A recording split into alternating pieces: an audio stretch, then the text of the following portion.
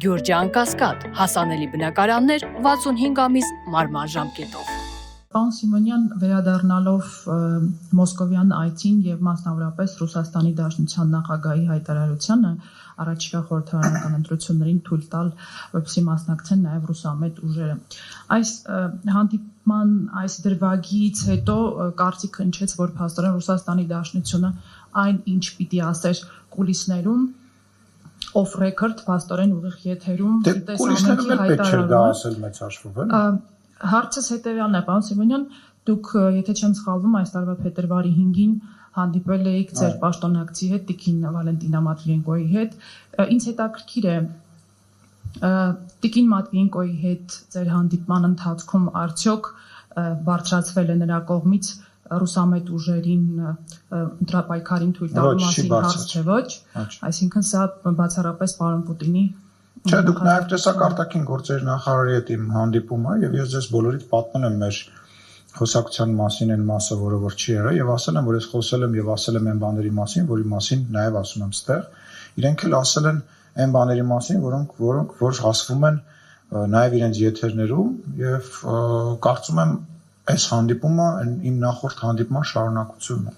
Այսինքն որևէ ռուսաստանցի պաշտոնյա ձեզ հետ հանդիպման ժամանակ նախորդի տեղ ունեցած հանդիպումների ժամանակ այս հարցը չի բարձրացել։ Ուղիղ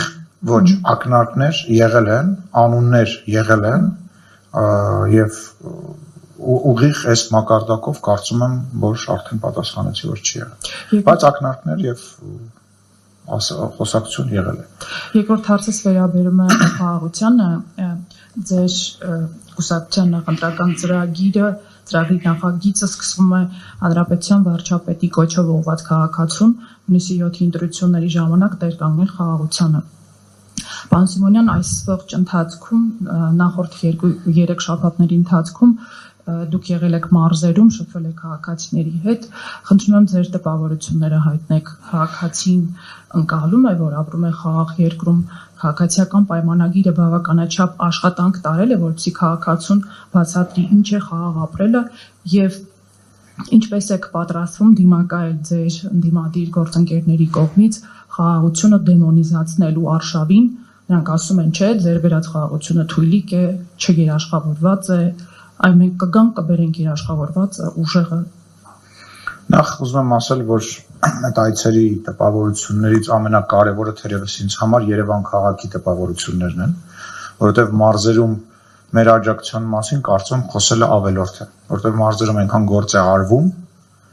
որ մարզերում մեր վեճը ճակերտավոր, հա, մարզերի բնակիչների հետ նրա մասին է, որ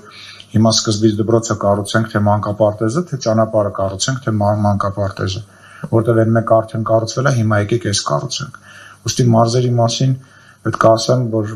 բոլոր այն մարզերում, որտեղ մենք եղել ենք, ես միայն էներգիայով եմ լցվել եւ շատ տպավորված եմ։ Եվ անկեղծ ասած իմ համար շատ նաեւ հուզիչ եւ հաճելի է Երևանի արձագանքը, որովհետեւ Երևանում մենք ուղղակի տեղից չենք կարողանում շարժվել։ Այսինքն բավարար է մենք գանք պայմանական, հա, կայարանի մոտ, հա, ասենք 3 ժամ, 4 ժամ մենք ուղղակի չենք կարողանում տեղից շարժվենք, որովհետեւ մարդկանց հոսք կա եւ դա ուղղակի ֆանտաստիկ է։ Ես ուզում եմ ասեմ, որ մենք այդ բոլոր մարդկանց, մենք մեր բոլոր մարդկանց, մեր երկրի բոլոր մարդկանց սիրում ենք եւ շատ շնորհակալ ենք այդ ամեն ինչի համար, այդ ջերմության համար, այդ ուղիղ խոսելու համար։ Եվ ուզում եմ ասեմ, որ հունիսի 7-ին, այո, ինչպես դուք նշեցիք, տեր կանգնելու ժամանակն է լինելու եւ երբ որ մենք այնտեղ գնում ենք, ասում էին մեզ հանգարց չթողնեք, մարդիկ մեզ ասում են մեզ հանգարց չթողնենք եւ մենք ի պատասխան իրենց ասում ենք կարևորը դուք մեր մեջքին կանգնեք, ասում ենք կանգնած ենք։ Հիմա պետքա ոչ թե քաղաքացիական պայմանագրի մեջքին կանգնել, այլ Հայաստանի Հանրապետության մեջքին կանգնելու ժամանակն է լինելու հունիսի 7-ին ազատության, ազատ մամուլի, անվտանգության, խաղաղության, մեզ քննադատելու, իշխանավորին մոտ լինելու օրն է լինելու, տեր կանգնելու օրն է լինելու հունիսի 7։ Այսքանը թերևս, խնդրեմ։ Պարոն Սիմոնյան, իմ հարցը նույնպես վերաբերում է խաղաղության կետին։ Բայց անց անենք, որ մի քիչ հետո գնամ էլի, հա։ Ուրեմն այնտեղ նշվում է խաղաղությունը դեռ խոցելի է, մանուկ է, պետք է ամրապնդվի։ Այս առումով ասոցացվեց աշխարհաքաղաքական ներկա մարտահրավերների եւ ինչպես նաև հնարավորությունների հետ, ինչպիսի հնարավորություններ կան եւ մարտահրավերներ ուղղված խաղաղության հետ դեմ, ինչպես նաև դրան հասնելու իրատեսական հնարավորություններ ներկա աշխարհաքաղաքական իրավիճակներում։ Լսեք, խոսվում է երաշխավորի մասին, հա, երաշխավոր բառն է հաճախ օգտագործվում եւ մեր ընդդիմադիր գործընկերները նաև ազգային ժողովում մեկ ասում են ով է ձեր երաշխավորը, Ադրբեջանն է ձեր երաշխավորը եւ չեն հասկանում, որ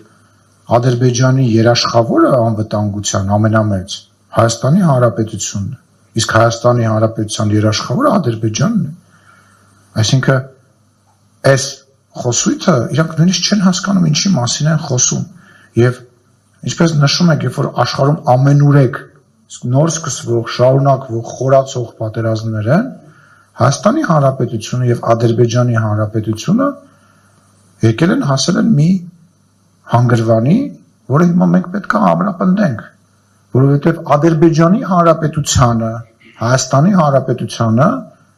շատ ու շատ ուժեր ուզում են ներքաշել առնվազն իրար մեջ պատերազմի գործողություն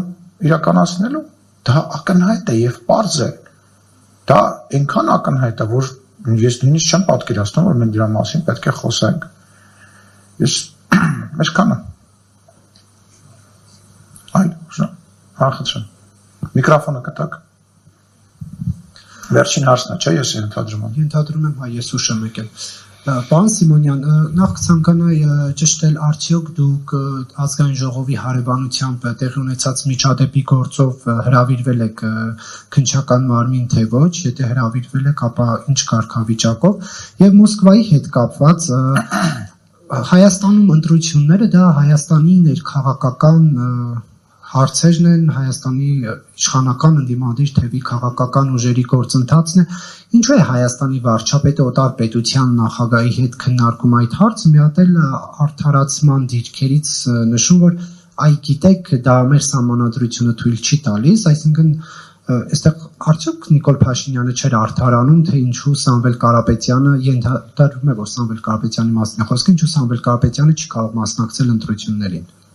Մայրան, չէ, ոչ որևիցե տեղ չեմ հրավիրվել եւ որևիցե կարծում եմ գործընթաց չկա, իսկ սկզբից ենթադրում էի, որ ինչ որ գործընթաց կլինի, բայց այս բանը որևիցե գործընթաց չկա։ Ինչ վերաբերում է երկրորդ հարցին, պետք է ասեմ, որ ես այնտեղ արդարանալ չտեսա։ Հիմա եթե դուք ինձ հարց եք տալիս, ես ձեզ պատասխանում եմ, ես արդարանում եմ ինչ որ բանի համար, գործընկերական վերաբերմունք կա, հա, եւ եթե ուղիղ եթերով ինչ որ երկրի ղեկավար հարց է տալիս, կարծում եմ, որ վարչապետի պատասխանը ավելի քան կոռեկտ տեղին եւ բացատրողական էր, որովհետեւ ինչպես նաեւ վարչապետը նշեց, ենթադրվում է, որ տեղակ չէին պահել, որ Հայաստանի Հանրապետությունում Սամվել Կարապետյանը չի կարող ոչ падգամավոր լինի, ոչ վարչապետի տեխնացու լինի, ոչ էլ առավելևս վարչապետ լինի։ Եվ հետաքրքիր է նա, որ Հայաստանի Հանրապետությունը այնքան են այդ բանի պես կրկնե, մանտրայի պես կրկնե բան, հա, տենց այնքան են ասել, որ ինչ որ մարդիկ հավատացել են այդ արտահայտությանը, երևի գնացել ընդեղ էլ է տենց տրամաբանություն ասել, ոչ, կարծում եմ, որ որևիցե արդարացման բան չկա, կարծում եմ, որ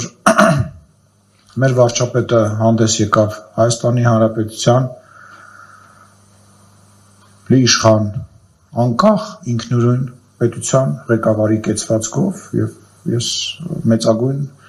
հպարտությամբ է հետևում այդ խոսակցությանը երկու երկրների ղեկավարների բնական է գիտակցելով որ Ռուսաստանը մեր գործընկերն է բայց որևիցե նման բան կներեք ես չեմ տեսել ու գիտեք հետևում եմ ես ընդհանուր առմամբ բաներին հա արձագանքներին անկեղծ ասած ձեր արձագանքը մի քիչ զարմացեց որտեղ այն օրինակ այն մասը որը որ փորձում է հա վարչապետին քննադատել այլ բան են ասում են որ չգիտեմ սպառնած ասում են որ ինչ որ փաստի առաջ կանգնացրեց բան բայց արդարանալ ներողություն եմ խնդրում կարդացեք այլ բաները, մեկնաբանությունները, շնորհակալություն, ձեզ լավ օր։